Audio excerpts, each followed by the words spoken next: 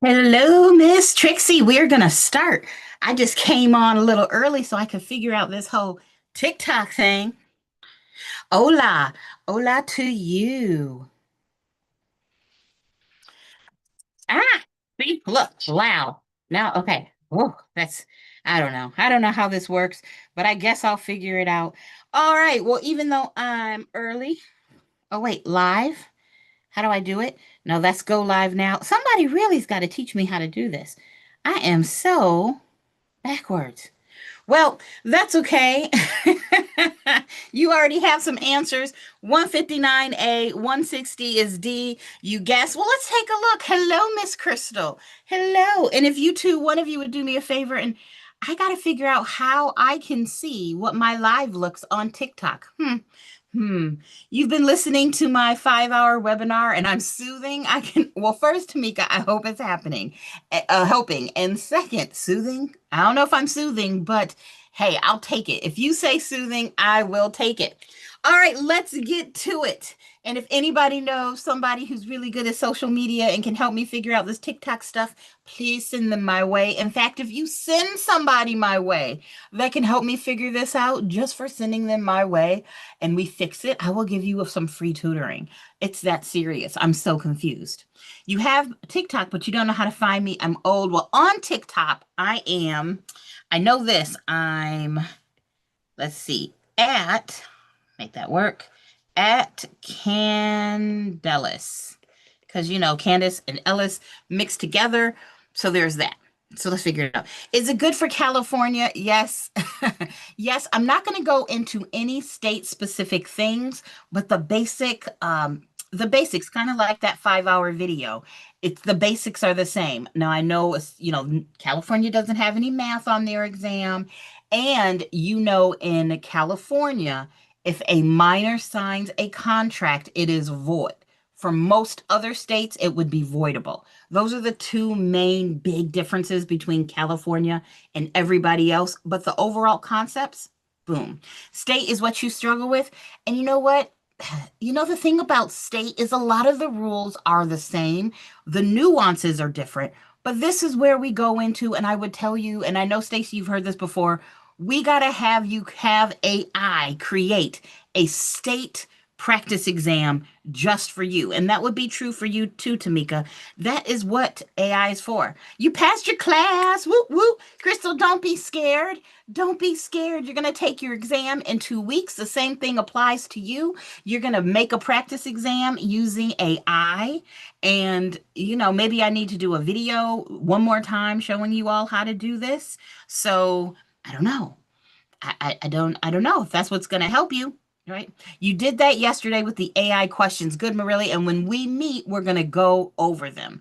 We shall go over them. So that's good. All right, let's get to question 159. You all see it there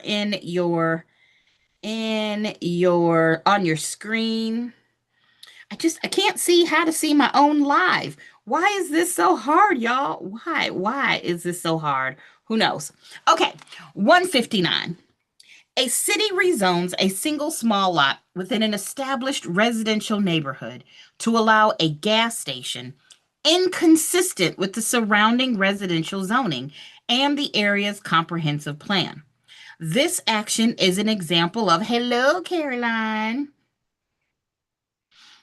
See, oh, look, and Miss Caroline said a lot of the stuff that I go over was on your exam. Perfect. Thank you, Miss Caroline. It's the general. I mean, real estate is real estate, guys. Your state might have specific details, but in general, if you know enough to pass one state, you could probably guess your way to passing another one. Just saying. So, is this an example of a variance, eminent domain, illegal nonconforming use, or spot zoning? Variance, eminent domain, a legal nonconforming use, or spot zoning. What say you? Okay, we got A, we got a variance, we got a variance, we have a variance. Okay, and it says a city rezoned a small lot within an established. I had to reread it for myself to allow a gas station inconsistent with a residential zoning. Now, I would have said If they're rezoning a single small lot, if they're rezoning one lot, that to me sounds like spot zoning. But a lot of you all said A. So let's go through all of this. Let's go backwards. C.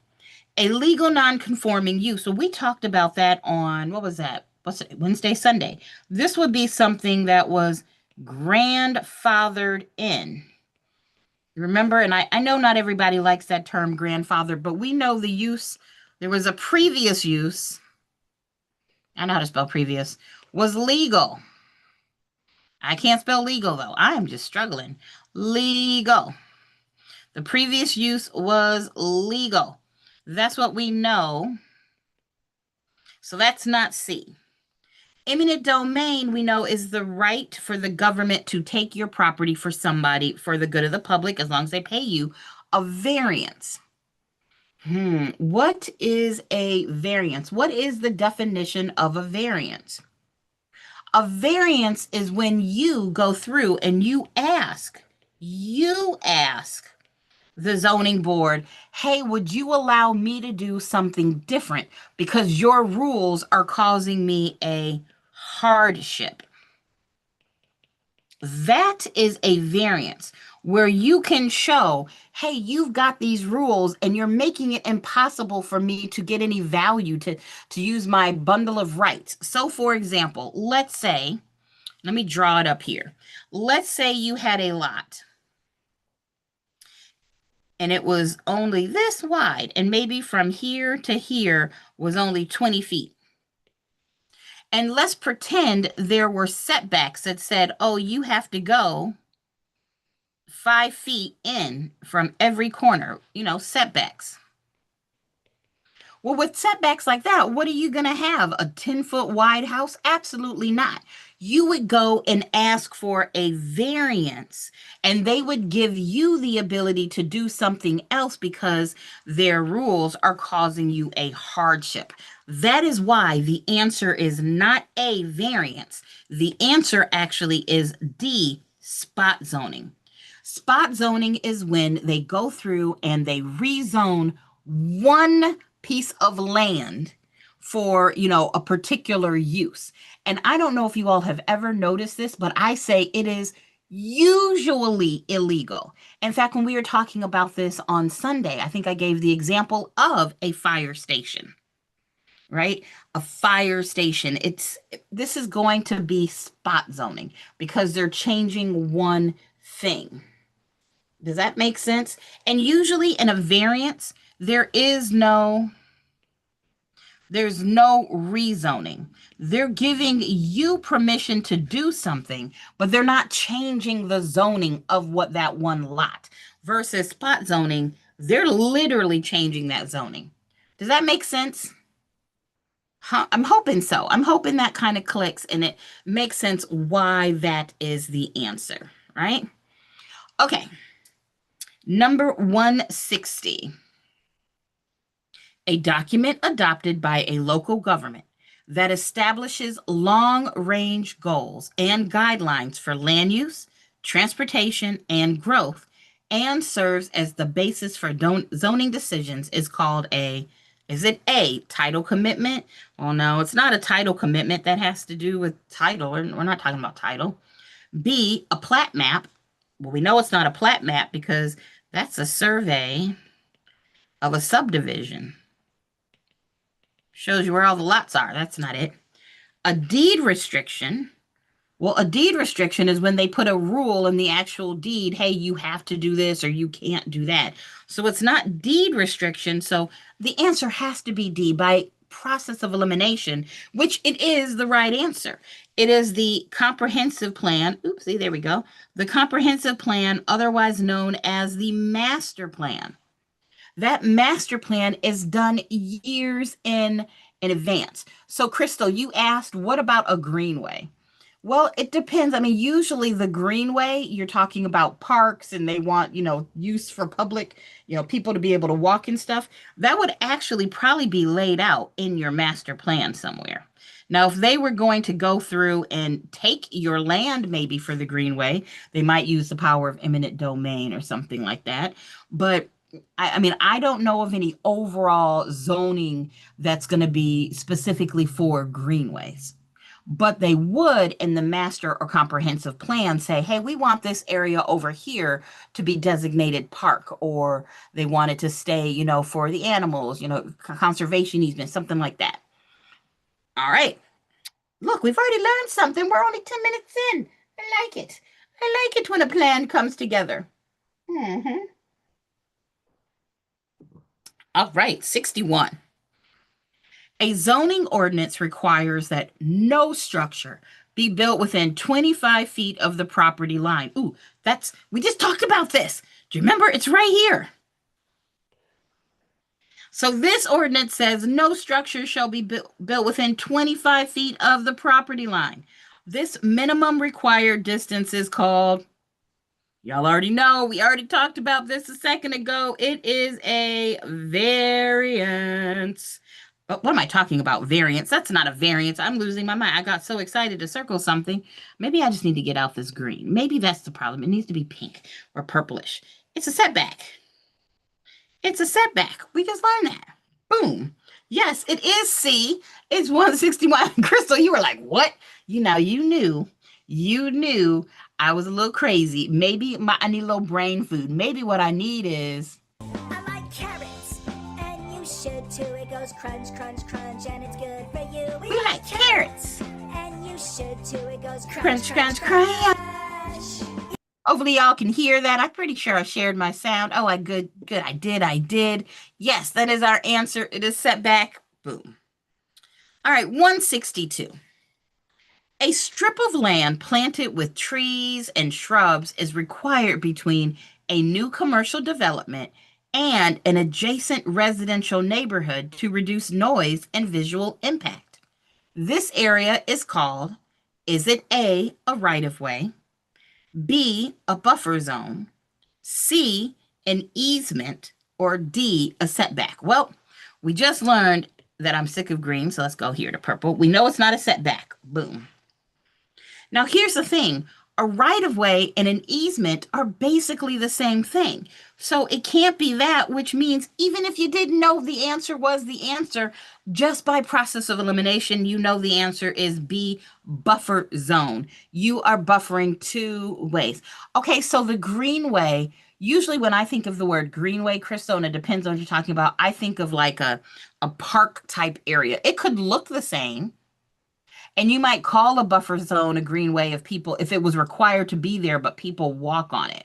So I wouldn't have put buffer zone and greenway together. Probably not what I would have done, but I could see where if you had enough of a buffer zone, especially if it's like a big buffer zone between a highway and some residential area, and they wanted to have there could be a walking path in between there. So I think it would not be wrong. I don't think it's what the test was looking for. But I like how you're thinking. I do. All right, 163. A development that combines residential, commercial, and open space uses under a unified plan, often governed by its own specific zoning standards that differ from the surrounding area, is called a what? A development that has residential, commercial, and open space uses under a unified plan. Is that going to be a planned unit development, PUD, a zoning variance, a subdivision plat, or a condominium regime? I think we all know that this is A. Yep, I see y'all. I see y'all with the A. We know that is a PUD because we have this residential, commercial, this open space, all these multiple uses from the beginning. It is a planned unit development. They know going in there's going to be all this different stuff going on, right? They know that. All right, let's see. Next one. 164. Before a newly constructed building may be legally occupied, the building department typically must issue is it A, a plat approval, B, a certificate of occupancy, C, a building permit, or D, a variance? What say you? All right, Crystal and Stacy are telling me the answer is certificate of occupancy. I'm bringing home a baby bumblebee. Won't my mama be so proud of me? I see y'all. We got B. We got B. Ooh, Tamika says B. I see you over there, Miss Tamika. And yes, good job. It is B, a certificate of occupancy, often called a CO. We sometimes in real estate just call that a CO, right? Hey, Crystal, will you do me a favor since if you still have your TikTok open, send me a message via TikTok and let's see if it comes in through my other screen. I don't think it does, but we'll see what happens. Okay, 165. Ooh, I wonder what happens if I hit this button. Nothing. Nothing happens when I hit that button. Okay, I was hoping. All right. A municipality rezones a parcel from a commercial classification to a less intensive residential classification, reducing the property's development potential. This action is called upzoning, spot zoning, downzoning, or variance. Well, they rezoned a parcel. So we said before, since you're rezoning it, that would not be a variance. And they did just do one parcel. So maybe that would be spot zoning. But we see here in our definition, we actually went from commercial to residential. What do we think that is called? If we're going from commercial to residential, we actually have a special name for this. And yes, you all, I see y'all. I see y'all. C is for cookie. That's good enough for me. It is downzoning. Upzoning, I mean, I don't think I've really heard that term a lot, but downzoning you hear of a lot. Yeah, I hear that pretty often. Right? So it's not spot zoning because they basically didn't just say, oh, we're doing it for one specific purpose. It's, hey, we're just changing the zoning in general. They are very close. Like if you had said spot zoning and you got it wrong, you know what, on a test, if I wasn't paying attention, I might have gotten that wrong too. They are so close. But if we go through and we understand the difference, we might get it right on the test. And at the end of the day, that's really all that kind of matters, besides making you all better agents in general. All right, 166. Federal law requires sellers and landlords of housing. Federal law requires sellers and landlords of housing built before 1978. You see this number. We know where this is going. To provide buyers and tenants with certain information about lead-based paint. This requirement includes a full structural engineering report, regardless of the home's age. B, a guarantee that all lead-based paint has been completely removed from the property. C, no disclosure requirements because lead-based paint rules apply only to commercial properties. Well, I mean, let's just go ahead and eliminate that one right now because you know that is not true. It was built before 1978. We're talking about lead-based paint. Or D, an EPA-approved pamphlet on lead hazards and a disclosure form along with a 10-day opportunity for buyers to conduct a lead-based paint inspection. Hey, I am on TikTok. How do you see it? I got it up on my phone. Is it because it's me? Like, I can't see anything on my phone. I'm like, oh, yes. The answer is D. Thank you, Miss Caroline, for letting me know it is up on TikTok. And then Miss Crystal did too. But y'all, I know people could be making a response or saying something, and I just have no idea how to see it. I mean, you would really think they'd be like, oh, like, I just found my own live. I just found my own live. Okay. And then I can see messages. I see Sydney and I see Lynn and I see Misha. Hey, y'all. I see y'all there now. Oh, wait, that was old. That was something else. Okay. I got very excited. That was not what that is. Darn it. Okay. Now that I've made a fool out of myself, let's keep on going. I got real excited. I was wrong. Okay. 167. Under CERCLA, the federal Superfund law, which of the following parties may be held liable for the cost of cleaning up hazardous substance contamination on a property? You see it live on TikTok too. I do too. I know you all do, but I don't see how to see it live. I'm not understanding how to see it live. Oh, wait, maybe if I hit the live button and maybe if I scroll to myself or do a search, I don't know. I'll figure it out or I won't. It's not a big deal. Wait, I think I just found myself live. Okay, tap to watch. Boom. Oh, Crystal, you see it. And Caroline, you're there. Yay. Okay, I see me. I see me now. Hey, okay, I got you. I'm live. I got my phone. I got my screens. Let's back to this problem. So do we remember what CERCLA is?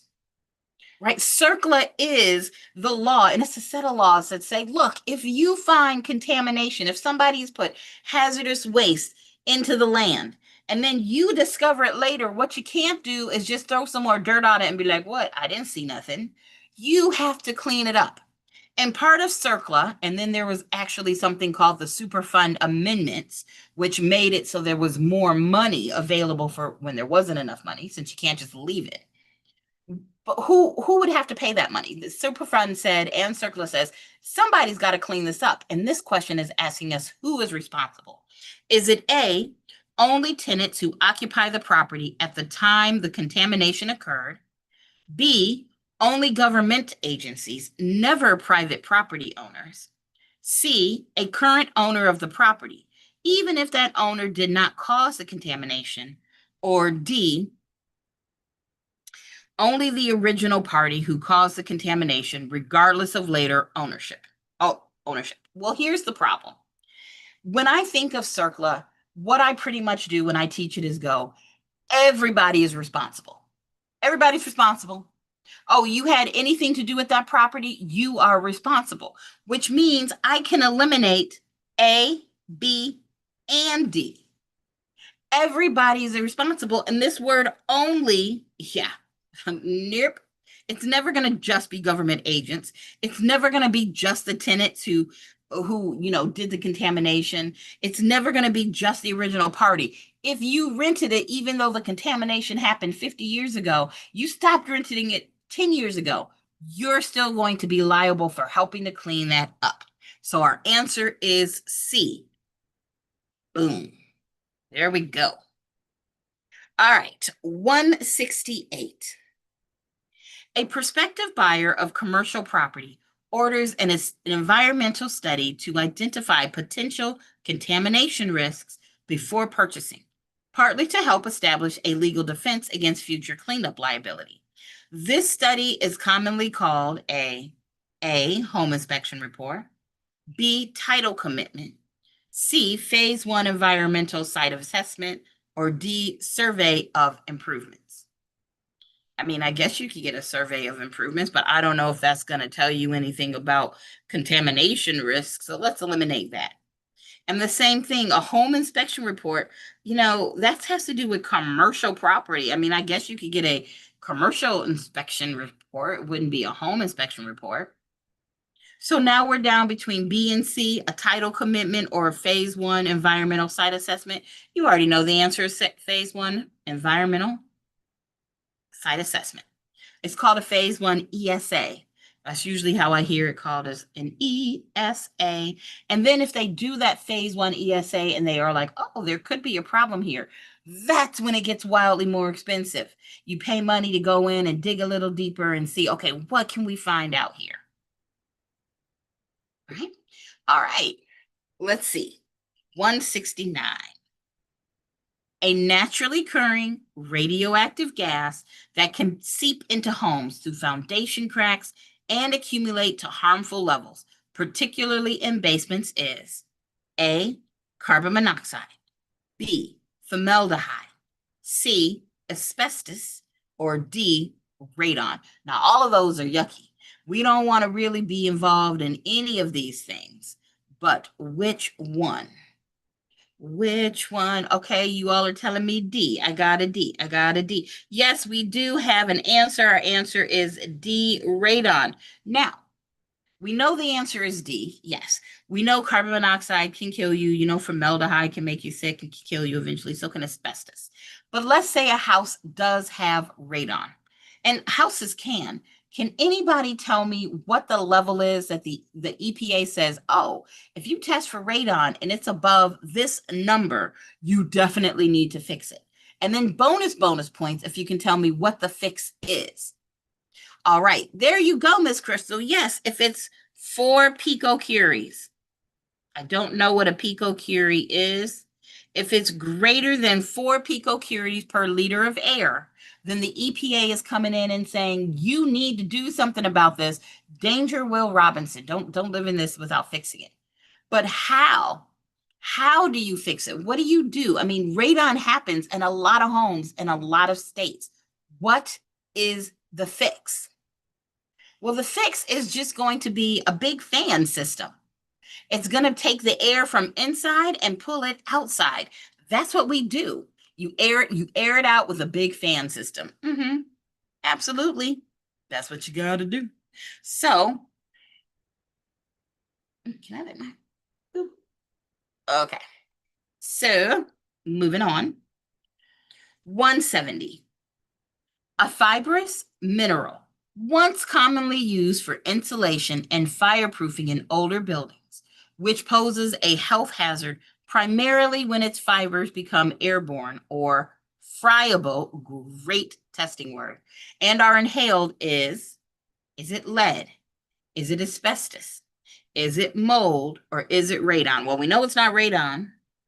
It's the one that you hear talked about in the commercials. Have you or a loved one been diagnosed with mesothelioma? What causes that mesothelioma? And yes, you are absolutely right, Miss Stacy. It is B, asbestos. Boom. We know it's asbestos. All right, 171. Indoor mold growth is most commonly associated with which underlying condition? Indoor mold growth is most commonly associated with which underlying condition? Is it A, excess moisture or water intrusion? B, outdated electrical wiring? C, inadequate exterior paint? Or D, lead-based paint? Yeah, I'm hoping we all get this one right. I think this one, I had a broker, my very first broker who was, above me. When I was in North Carolina, he told me mold is the glue that holds the South together. Look, mold happens, especially like underneath the house, and not all of it is that terrible black mold that will kill you. I'm not saying I want to live in a room full of mold in the walls, but I'm saying that mold can happen. And where there's mold, there's a moisture problem, and that moisture problem needs to be fixed. So yes, our answer is A, excess moisture or water intrusion. Boom shakalaka. Here we go. Oh, good, Tamika. You learned something new. Yay! I love it when you learn new things. Okay, 172. A property previously used as a gas station has an old underground storage tank, UST, that may have leaked fuel into the soil. This situation primarily raises concerns about A, a requirement that the property automatically be rezoned for residential use.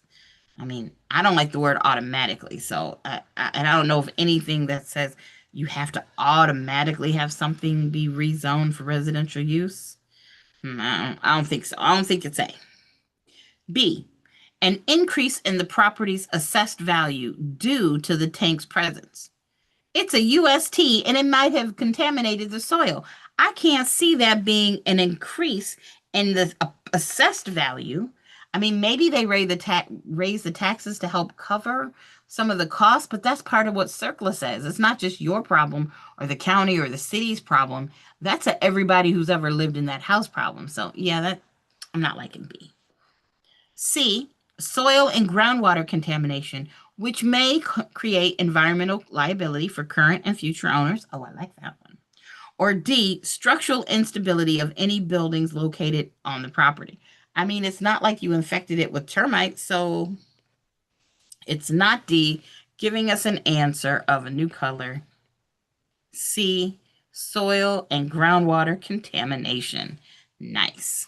Good job. A good job. 173.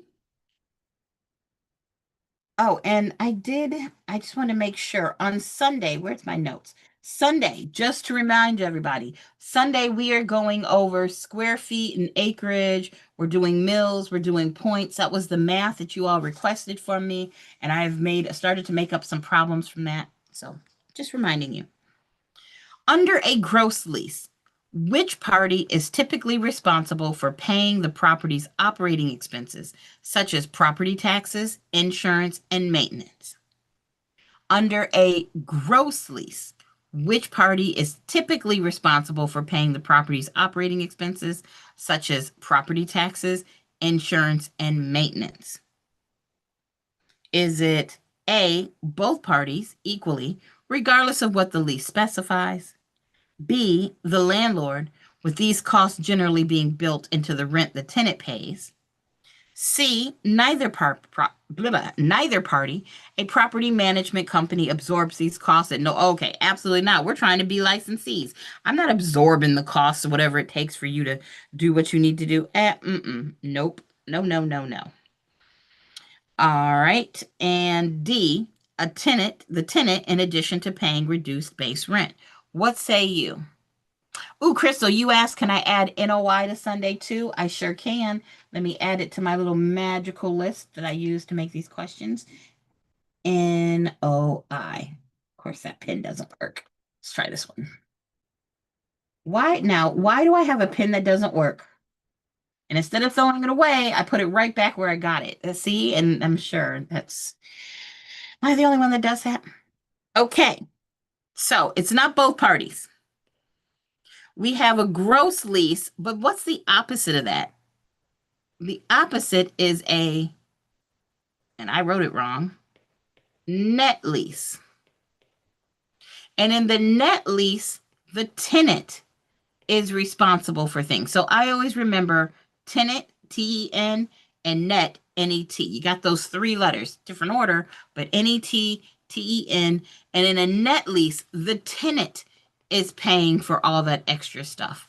It's in the gross lease that whenever you think of like a residential rental, if you've ever leased an apartment or a house, you didn't care about the HOA dues. You don't care if the taxes go up. That's a landlord problem. And then when you're leasing, the landlord goes, oh, let me charge you some more to cover some of that. Hello, Neha. I don't know if I said your name right, but hello, Neha. Hopefully I did. Welcome. And our answer for 173 is going to be B. Boom. Nice. Nice. Any other math you wanted to add to the list here, people? Because I'm going to be making those questions for Sunday. Oh, and Miss Caroline, let's do on Sunday after the math, let's talk about what the next steps are now that you've passed your exam, like getting your business up and running. After we do the math, I'll start talking about that. So that will be Sunday. All right. 174. A commercial lease requires the tenant to pay base rent plus a proportionate share of property taxes, insurance, and maintenance cost. This type of lease is called A, a triple net or NNN lease, B, a percentage lease, C, a gross lease, or D, a graduated lease. Well, we know it's not a gross lease because we just said here a gross lease, the landlord is paying. And this question is saying that the tenant is paying. So it's not gross lease. Boom. We got a 33 1/3 chance of getting this right. Now, a net lease, I know this says triple net lease, but that triple net lease, that's not going to be our answer either. The triple net, yes, the tenant's paying these things, but in the question it says there's base rent plus a proportionate share. That is not the triple net lease. And a graduated lease is when it goes up in levels and graduations. It goes up and then maybe 6 months later it goes up, and then maybe 6 months later it goes up. It goes up in graduations. That would be a graduated lease? No. So our answer is definitely B, a percentage lease. So what you might see, and you might even get this for math on your test, the problem could say, hey, the base rent is, I don't know, $4,500 a month. And then you're going to pay maybe 3.5% of the sales over, I don't know, 500,000. So once your business does 500,000 of gross sales, you would pay 3.5% of those gross sales over 500,000 in addition to your base rent. That is called a percentage lease. And then you said, what's the net lease again? Remember, the net lease is going to be where the tenant pays for the additional stuff. So in this question, it said, and let me change colors here. The gross lease, the property taxes, insurance, and maintenance is paid by the landlord. And in net lease, those things are paid by the tenant. So hopefully that helps. 175 after I grab some water.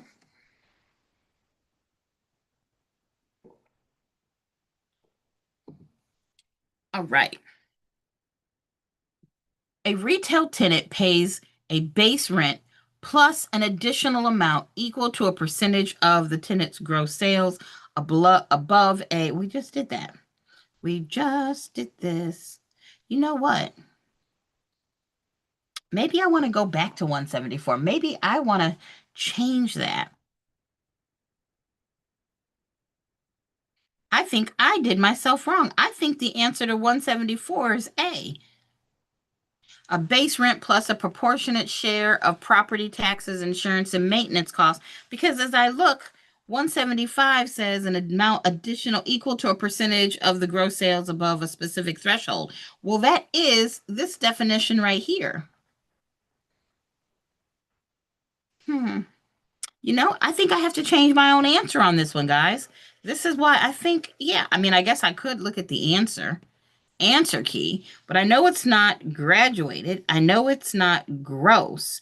I think this answer fits better with this one, making this answer here. And if we're going to separate it, then maybe I would say triple net lease. It got me on this proportionate share. Yeah, I think I would have to maybe change my answer. Let me see what the actual answer is. You say, yay, you got it right. Look, nobody ever said I was perfect. Hello, bestie. I see you there. I think, yeah, let me see. I think I was wrong. I can't believe I said that. Do not tell my boyfriend I said that. Let's see, 174. The answer is A. Yes, you all were right. Triple net lease. Boom. And then, yes, 175 is percentage lease. I got so caught up on this proportionate share. And when you said a proportion, I saw part and percentage. And then I got all caught up in that percentage lease. But yeah, no, our answer here is not percentage lease. It's triple net lease. And this is why, guys, look, people are like, oh, I bet you would just, you know everything. I mean, I do. But I'm just saying. Like, I can get things wrong too. And it does say, you're absolutely right. It says a commercial lease in general. And whenever I think of percentage lease, I think of retail tenant because you're talking about, hey, it's retail. That means there's sales. So there you go. That's how my brain works. And it's okay. It's okay. So you get something wrong. If all I got was that one wrong on the test, I'd take it. I'd still be passing. But this is why we take practice exams. Don't tell my mom I was wrong either. I was just rubbing it in her face. I was right about something. Shh. All right. Are we all good with that? Do we all understand why I was wrong? I have to stop saying that. But why the answer is actually going to be a triple net lease, because it just says commercial lease. Doesn't say anything about retail and this proportionate share of the taxes, insurance, and maintenance costs, which really is exactly what it says there. Hello. And then 175 is percentage lease. Mhm. You may need to go over all of these questions. These questions, they're good ones. Yeah, you know, let me do this. Let me do this for you. I'm going to erase all of this and let you take a screenshot of all of those questions in a row because I think, and I'll make them clean for you. And then take a screenshot so that when you go back to look at this, you understand why the answers are what they are. Right? I know this was a lot of erasing, but here you go, ma'am. You said you wanted to look at all these. Let me roll this up here. Boom. So you got all of these questions. You got 173, 174, and 175. And we know the answers are, in a gross lease, it was B. And this one, the commercial, this was A. And in this one, it was C. So go ahead, take a screenshot of that, and then make sure you go over it as well.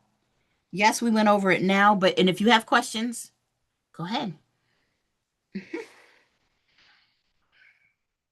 All right, 176. Good. Oh, I'm glad you got it. Yes, and we can go over it when we meet as well. 176. The legal doctrine requiring a residential landlord to maintain rental premises in a condition fit for human habitation. Habitation. I just want to put an extra like habibi, an extra B in there. Condition fit for people to live there, regardless of whether the lease specifically addresses repairs, is known as is it A, the doctrine of constructive eviction, B, the implied warranty of habitability, blah, blah, blah. C, the covenant of quiet enjoyment, or D, implied covenant of further assurance? Well, what do we have here? Well, we know it's not the doctrine of constructive eviction. Hopefully, you know this constructive eviction. It has to do with like leasing. And in most states, I know in North Carolina, you cannot constructively evict somebody. Actual eviction is when you tell somebody to get out. Constructive eviction is when you do something that makes it impossible for somebody to stay. So you didn't say get out, but you made it impossible. Like, I don't know, maybe you released bed bugs in the house or you took the door off the hinges. That would be constructive eviction, and that's not what we're talking about here. All right. So we got implied warranty of habitability. Well, I do see the word habitation here in this habitability. I do like that answer. C, the covenant of quiet enjoyment. Well, I know this has to do with deeds. And usually that covenant of quiet enjoyment means, hey, you're not going to become, even if you're talking about renting, you're not going to come knock on my door and want to see what the condition of the house is all the time. You're not going to want to have somebody knocking on your door and being like, oh, I know you bought this house, but it's actually mine. You want to be able to enjoy it without somebody always interrupting that. So that's not C. That's not what we're talking about here. And D, the implied covenant of further insurance. Again, that has to do with deeds and the covenant of further assurance saying, hey, I promise that everything's going to be good with your ownership and I'll follow up and make things right if it doesn't. So yeah, that also has to do with deeds, making our answer B, the implied warranty of habitability. Remember, we got this word implied here, and then it says, regardless of whether the lease specifically addresses. That's going to be our implied warranty of habitability. I like it. All right, let's roll on. 177. I see you, Miss Valerie. I'm bringing home a baby, bumblebee. Yes. 177. A landlord fails to provide heat during winter, despite repeated requests, making the unit unlivable. The tenant moves out and stops paying rent, claiming the landlord's failure to effectively force them to leave. This situation illustrates which one? A, a self-help eviction. B, retaliatory eviction. C, actual eviction. Or D, constructive eviction. All right. So they didn't provide heat and it made it unlivable. The tenant chooses to move out and stops paying rent and claims the landlord forced them to leave. Okay. So, well, we know it's not actual eviction. Actual eviction would be this landlord telling you to get out. We know that, and that's not what happened. And why is my pen not working? Hello. Come back here. Boop. Why is this not working? There it is. So it's not actual eviction.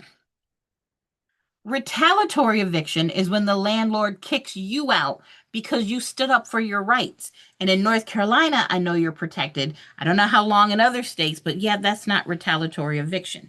Now we're getting down to, is it self-help eviction or is it constructive eviction? Now, usually when I think of self-help, self-help is the uh, when they do something illegal, like take the doors off the hinges, like those are the actions. It's you cannot. I usually think of self-help as the actions, but the fact that you are moving out and then you stop paying rent after you moved out because you're basically saying you forced me to do it. You didn't say tell me to get out, but you basically forced me to. That is the definition of constructive. So I'm going to go with D, constructive eviction. That's my thought. That's my thought. I think more of self-help like, oh, you went out of your way and you plan to take the doors off the hinges. You plan to turn off the utilities or turn off the water. That's generally what I think. You all look like you agree with me. Let me double check since you know I obviously need some more brain juice today. Boom, our answer is D. I like it. I like it. Nice. Nice job, all of us. All right, 178. Which of the following is generally true regarding a landlord's handling of a tenant security deposit? Which of the following is generally true regarding a landlord's handling of a tenant security deposit? A, security deposits are universally prohibited under federal law. Well, I know that's not true because I'm renting now and surely had to pay a security deposit.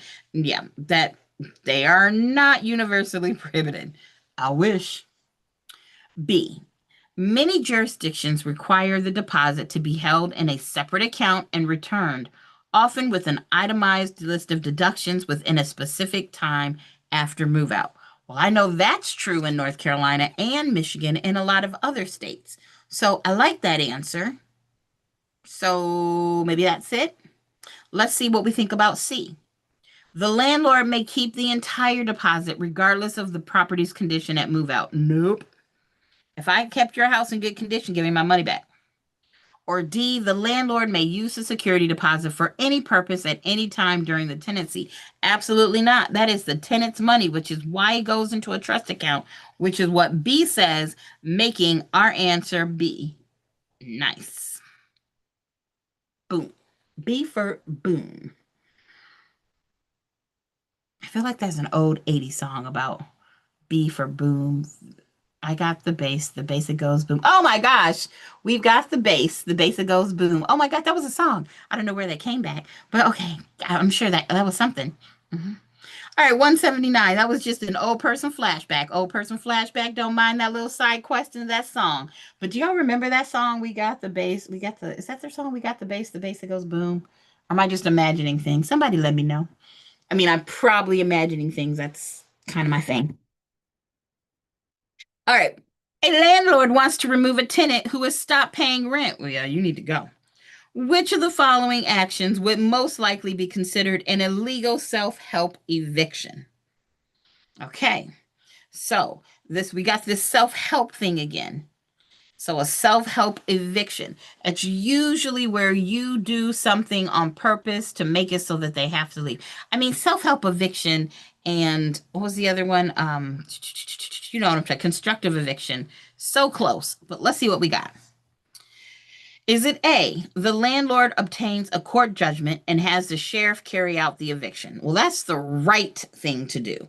And we're looking for the illegal thing. This is the right thing to do, so no, it's not A. The landlord provides written notice to pay rent or vacate as required by law. Well, if you're doing it by law, then no, that's not illegal. That can't be our answer. The landlord files an unlawful detainer lawsuit in court. Yes, in some states, what I call constructive eviction, you all call an unlawful detainer lawsuit. So again, that's the legal way to go about it. That's not our answer either. Or D, the landlord changes the locks and removes the tenant's belongings without a court order. Yes, that is going to be our answer. That's self-help, you going ahead and not waiting for the courts and doing what the law tells you to do. You take matters into your own hands.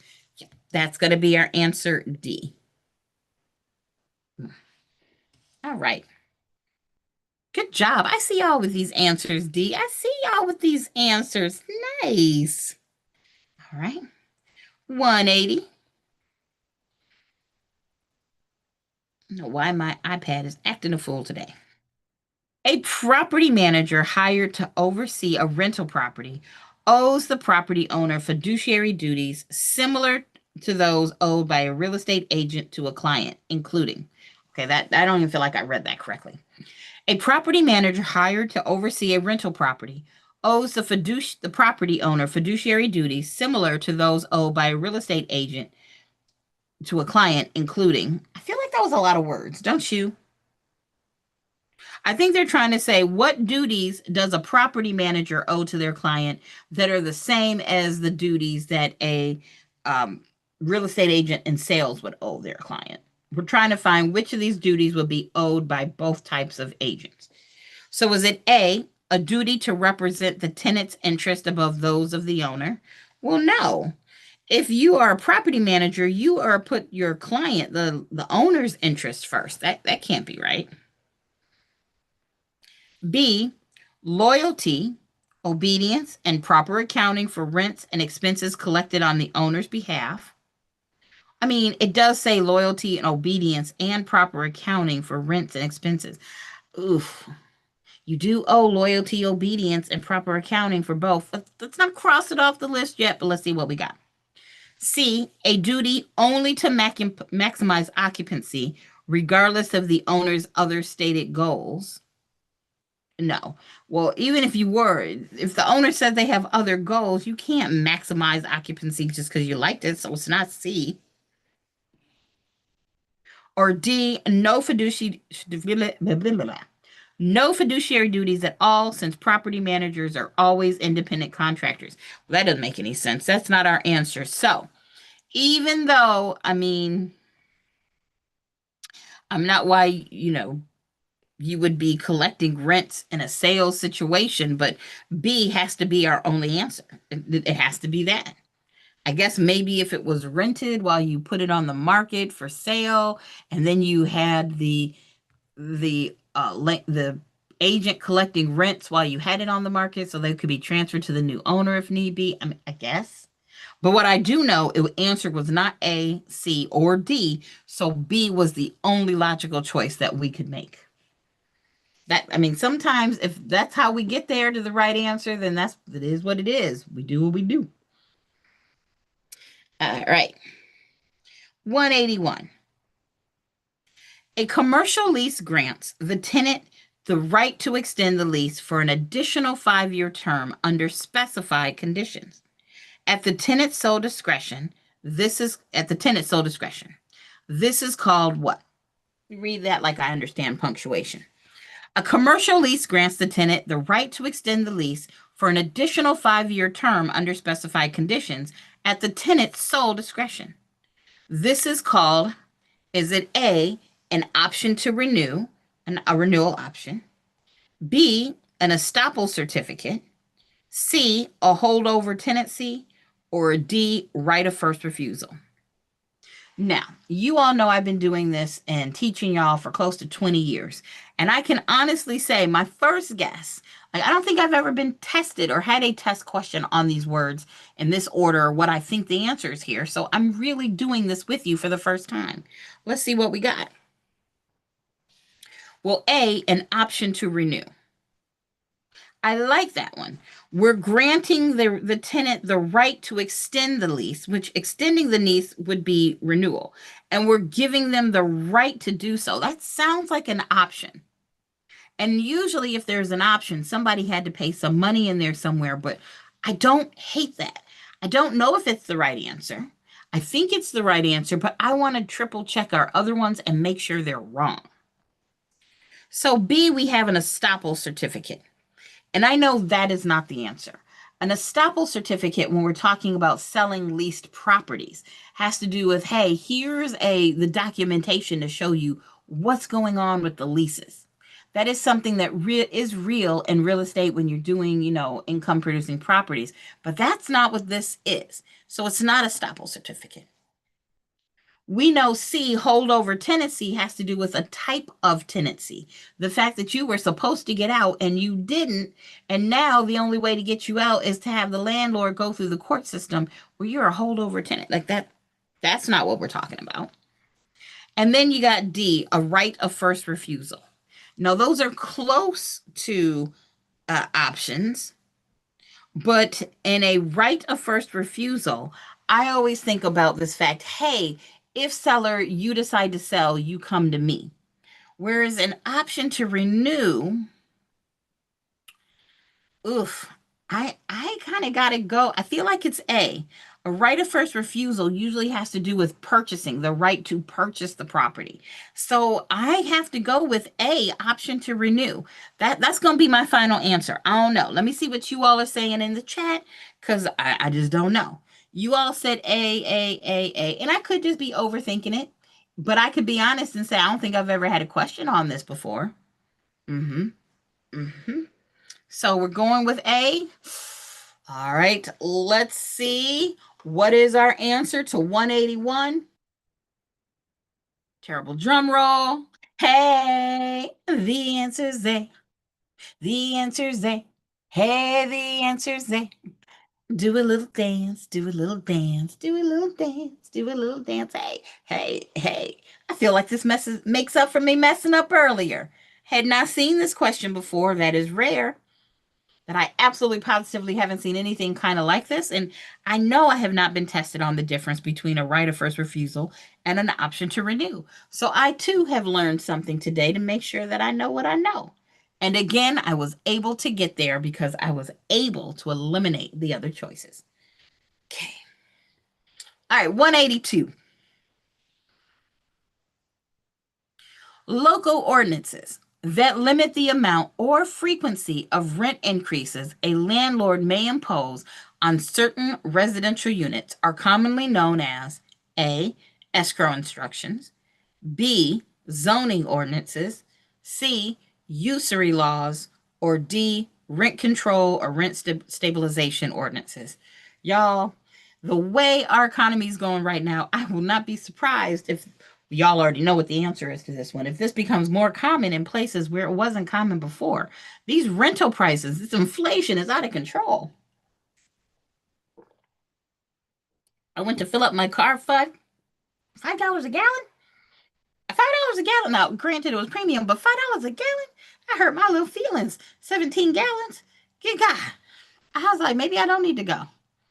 Maybe I'll just stay home, eat popcorn. Good Jesus. Good googly goo. But yes, you already know the answer is D, rent control. We like it. We like it a lot. So, now what are usury laws? That's an option, but this is a good vocab word. Y'all, what are usury laws? What does that have to do with? That's a good vocab word. What are you thinking that is? What's usury laws? Anybody?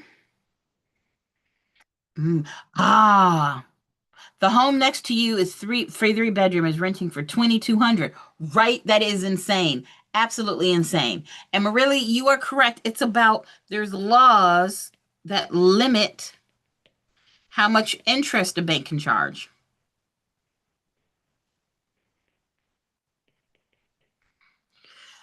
Right? Those are going to be usury laws.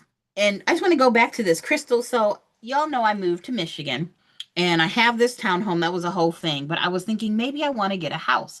And still, I don't know if I want to, how long I want to stay in Michigan. So I don't know if I want to buy or whatnot, but I wouldn't mind renting for another year or two, right? Maybe the market will change. Who knows? Why were they trying to charge? And no shade to anybody. Why were they charging almost $2,000 for a trailer? You want to live in a trailer, that's cool. And that's fine. But I don't, $2,000 for a trailer? Excusez-moi. How do I know it's even permanently attached to the ground the way it's supposed to be so that it's safe? Excusez-moi. 2000. It wasn't like it was sitting on 14 acres of land. Again, I don't know. Ooh, and new and improved. I see you, Miss Valerie. I see you with the usury loss thing. And was it me? I mean, am I just being terrible? I was like, $2,000 for a trailer. I feel like for renting $2,000 for a trailer, I could own said trailer. I don't know. Maybe it's just me. We'll see. All right, 183. A trailer, though. I'm sorry, a mobile home. San Diego, you said $2,200 for a one-bedroom apartment. What? That better be a big old bedroom. It just seems incredible. Incredible right now. All right, 183. Under TRID, TILA and RESPA integrated disclosure rules. The closing disclosure must generally be provided to the borrower no later than. So under TRID, that borrower has to get that disclosure statement. Is it A, 30 days before closing, B, 3 business days before closing, C, 3 business days after closing, or D, at the closing table itself immediately before signing? Now, yes, there is a specific law here, but before we even get to the specific law, I think we can eliminate some answer choices. 3 days after closing is a little late to be getting a disclosure statement. And you know what? At the closing table itself, that's what used to happen before TRID, but no, that's too late. We need time to look at it.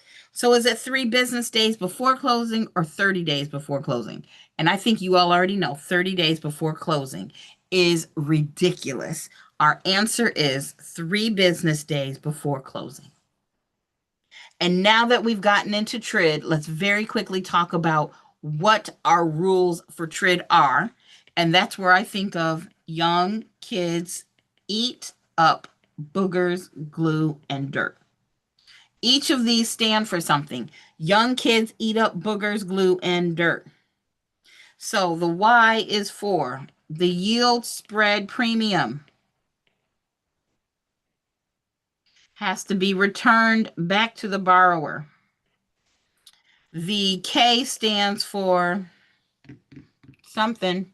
What does the K stand for? The K stands for kickbacks. Kickbacks are not allowed. I had to think about it for a moment. The E stands for escrow limits. So we know when you pay PITI and they're collecting that monthly taxes and insurance, there's limits to how much they can force you to put in that account. The U stands for uniform statements. That closing disclosure. There has to be a uniform statement. The B stands for booklet. Know before you owe. It's about money and loans. The G stands for good faith estimate. This is taxing my brain. And the D stands for disclosure of loan servicing.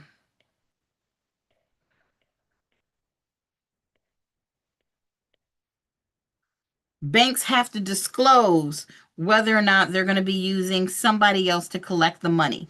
Young kids eat up boogers, glue, and dirt. If you can come up with a better sentence for YKEUBGD, then hey, let me know, but I'm going to use young kids eat up boogers, glue, and dirt. And with that, boys and girls, it is 8 o'clock. Remember, on Sundays, now that we're going live on TikTok, I promise to go a little longer, but not today, just because I know, it's hump day. I know y'all got things to do. But I will see you on Sunday. We're going to do some math, and upon request, yes, Miss Caroline, we're going to talk about what your next steps are to get you where you need to be with your business career and your real estate career. It's going to be lovely and awesome. And guys, I will see you next time. Also, you're very welcome. I didn't make it Vegas. I think I might go randomly live this week to try to work out this whole TikTok thing. So if you see a pop up that I'm live, I might be doing questions. Just keep your ears and eyes open because I do want to figure out how I can see what's going on with TikTok. So, everybody, I hope you have a great rest of your week, and I will see you next time. Bye, ladies.